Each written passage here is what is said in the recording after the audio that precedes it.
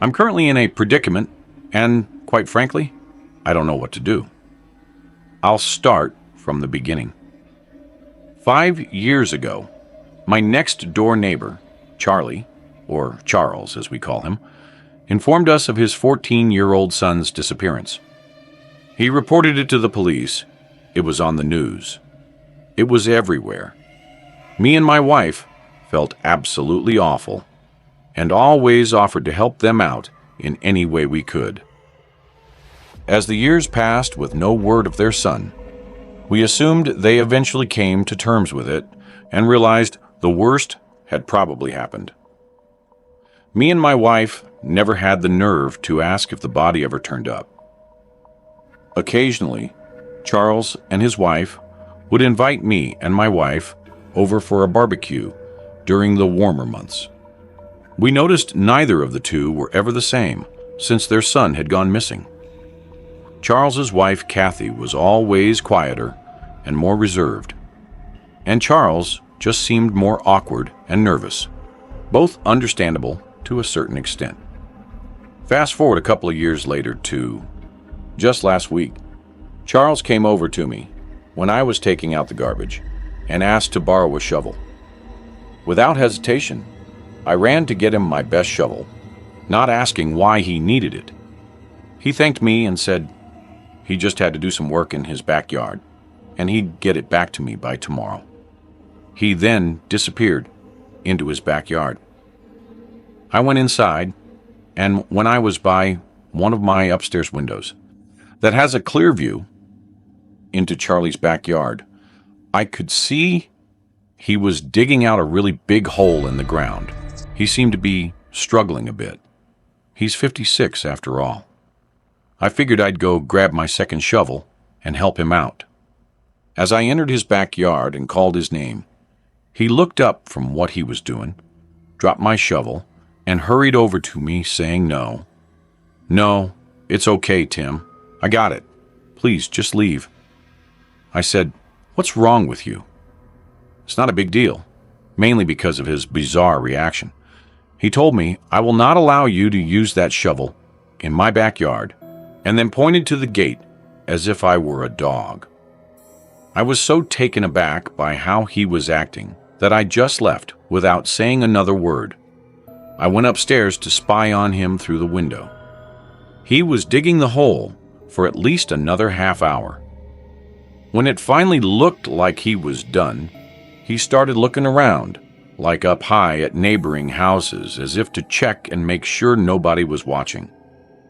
Then, before I could think to hide, he spotted me at my window. All I could do at that point was casually walk away. He's up to something, and I wanted to find out what. I continued to look at his backyard every so often, but he wasn't digging anymore. I figured he knew I was watching now, and would wait until it was dark out, and I was exactly right. At 1:30 in the morning, I heard the sound of a shovel hitting the dirt outside. It was too dark to see anything from my window now, so I snuck outside quietly and looked over the fence in the backyard. I could see him digging loud and clear now. When he went inside his house, I took that opportunity to sneak into his backyard and take a look at what was in the hole he was digging. The moonlight alone revealed a small piece of a black garbage bag protruding from the dirt at the bottom of the hole. I looked at his back door and back at the hole. I did this 3 more times, deciding whether or not to see what was in the bag. In the end, I decided to run back to my backyard, and it was a good thing I did because he came back outside seconds later. But he wasn't digging. In fact, he disappeared to the other side of his house and didn't come back. I went back into my house and quietly got back into bed, trying not to wake up my wife. The next day, the first thing I did was look out my window to see that the hole in the ground was completely patched up in Charles' backyard. I also noticed that his SUV was parked in the street now, instead of his driveway. I don't know what happened throughout the rest of that night, but I'm disturbed to think that what was at the bottom of that hole might have been his son's body. For all I know, he dug up that hole to remove whatever he had previously buried down there and drive it somewhere else to dump it. This is all speculation. Call me crazy if you want. I haven't told anyone, not even my wife. And quite frankly, I don't know what to do. Charles never gave me back my shovel. I'm not going to ask him for it. In fact, he's been avoiding me ever since. And something disturbing happened yesterday. I, by coincidence, happened to look out my window across to Charlie's house and caught him standing at one of his windows looking into mine. When he saw me, he shut his blinds, and that was in the middle of the day. I have no idea what to do, but I'm honestly terrified. I've lived in 3 houses in my life, 2 with my family, and my current house by myself. We lived in the first house for the first 15 years of my life, and the second house the next 7 before I moved out to my current home. This experience happened in my first home when I was 15, within the last few months of my family living in that house. I don't remember my family ever being really friendly with the neighbors.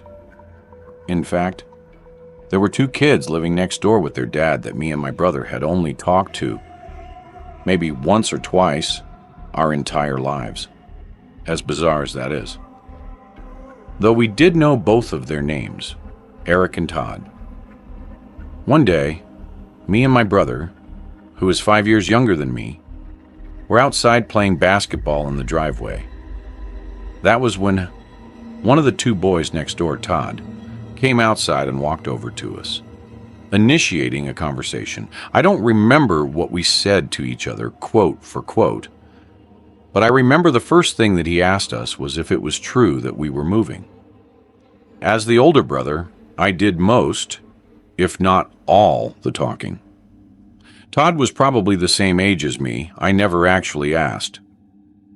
By the end of the conversation, he invited me to come with he and his brother to shoot BB guns by the river in the woods down the road the next day. I agreed, since it was the weekend and I didn't have anything going on anyway. My little brother asked if he could come at the last second, not under the assumption that he was automatically invited as well. Todd said yeah, and then walked away. Late the next day, around an hour before dusk, Eric and Todd rang the doorbell. We were quick to answer the door because our parents didn't know that we were going out to shoot BB guns. Walking down the sidewalks with Todd and Eric decked out in camo gear and carrying a duffel bag of BB guns was really strange. The level of seriousness these 2 clearly had in this was really weird to me and my brother, and we kept meeting eyes, holding in our laughter a couple of times because of it. We got to the woods, having spoken very few words. I could already tell these 2 were kids a few words. Maybe why we hadn't met them officially until that point. Todd dropped the duffel bag onto the ground and unzipped it, while Eric aggressively snapped a branch off a tree and threw it into the river. Me and my brother looked at each other again. This time, not finding it as funny, Todd pulled out a couple of guns and handed them to me and my brother. And that's when Todd dropped the bomb and told us they were real guns. Eric grabbed a loaded gun from the bag and began firing at trees across the river. When I realized he wasn't joking about the guns being real, I was in a mix of anger and confusion. I grabbed the gun from my brother's hands and placed both of them back in the bag. I told them we weren't comfortable with this and had to leave. Eric stopped firing, and they both looked at us with expressions that seemed half angry. One of the two boys yelled a curse word at us as we were walking away. I always had a feeling these two were bad kids, but this confirmed it. I told my brother not to speak to them anymore for the remainder of our time living there. We told our parents at the dinner table that night that they were really weird kids, but we didn't mention the gun thing. I woke up that night to a breeze of cold air hitting me in the face. My window was open all the way. I felt something hard press up against the back of my head as I was looking out the window, and somebody behind me going, "Shh." Somehow I didn't scream or jump. I just stayed calm. I was able to understand what was going on surprisingly quickly. I heard Todd's voice in a whisper behind my head. He told me if I ever told anybody, especially his dad, about the guns or the visit, he would come back and kill me and my entire family. I replied in a quiet, shaky voice, "Okay." He pushed my head with his gun before leaving through my window. Every night thereafter for months, I would catch either Todd or Eric at a certain window of their house, looking into either my or my brother's room. Their behavior became more and more strange as we got closer to the date of our move. Just a week before we moved, a rock was thrown at my window one night at like 1 a.m. I opened my window and saw Todd aiming a pistol up at the window. And feeling like I was about to die, I dove for the ground, only to hear the two boys crack up in laughter. I heard one of them refer to me as a fucking retard. There were two other instances that week where the two would harass either me or my brother, and ultimately I couldn't think of a more perfect time for us to have moved and gotten out of there. After all these years, neither me nor my brother told anybody about the boys or their threats. All I know is those two boys were trouble, and it was a good thing we got out of there when we did. At the time I'm writing this happened 2 weeks ago. I've always hated just about all of my neighbors. I'm fresh out of college and I'm living on my own, but that comes at a price. I'm living in a really shitty area. The only place I can afford a house, so I'm not bound to have the ideal neighbors. The neighbors on one side always have their music blasting, while the neighbors on the other side are the creepiest people I've ever met in my life. It's two people living next door, one woman in her 60s who's not friendly at all and honestly doesn't seem all there, and a slightly younger woman who has some kind of severe mental disabilities. I have no idea what the relationship is between the two.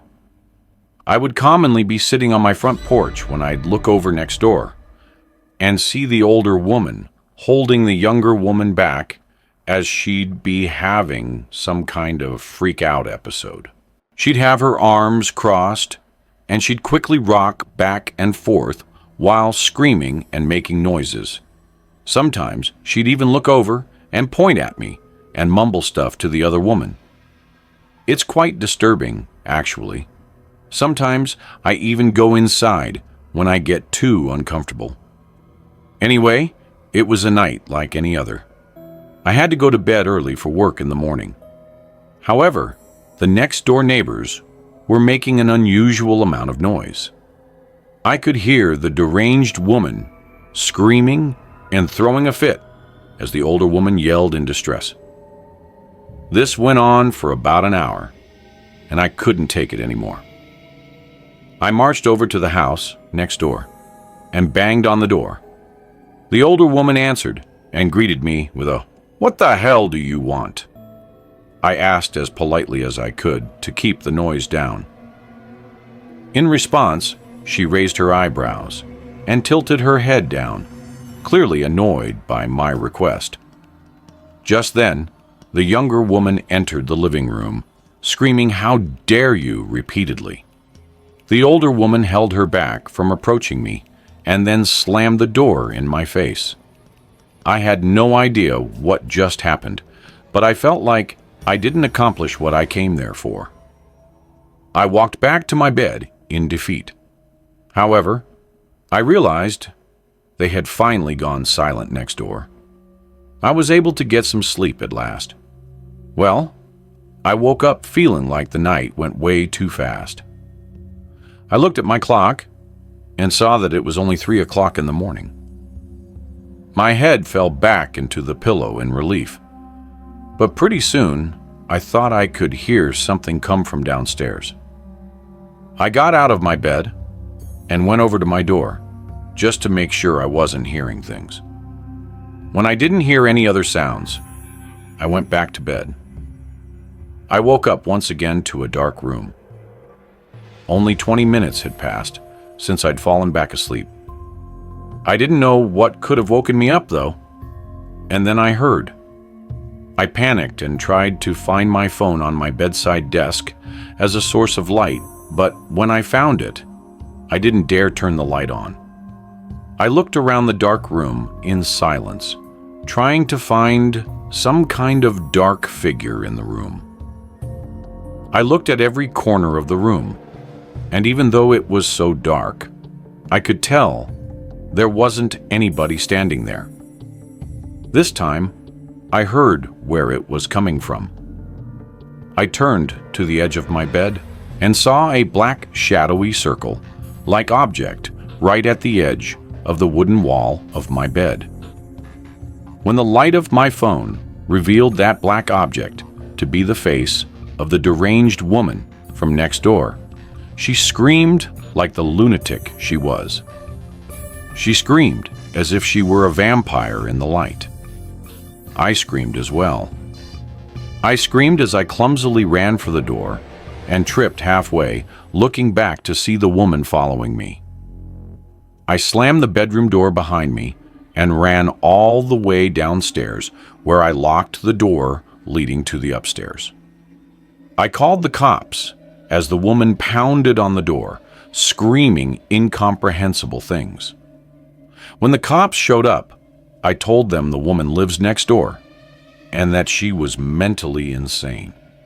The older woman from next door came over after hearing all the commotion and spoke with the cops, pleading with them to let her go, but they insisted they had to take her in for at least the night. One of the officers asked me if I wanted to press charges, and as he asked this, the older woman gave me the most evil, hateful stare imaginable. I chose not to press charges, but her stare didn't change. The officers drove the ill woman away, while the older woman continued to stare at me as she walked back to her house.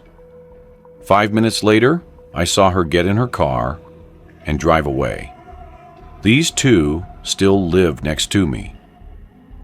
I'm seriously considering moving out because the creepy woman next door makes it clear she despises me, and I've concluded that the mentally ill woman is not only terrifying, but dangerous as well. If you enjoyed this video, don't forget to hit the like button and subscribe to the channel for more amazing video. Turn on the notification bell so you don't miss any updates. All right, that's it for today. Take care, and I'll see you in the next one.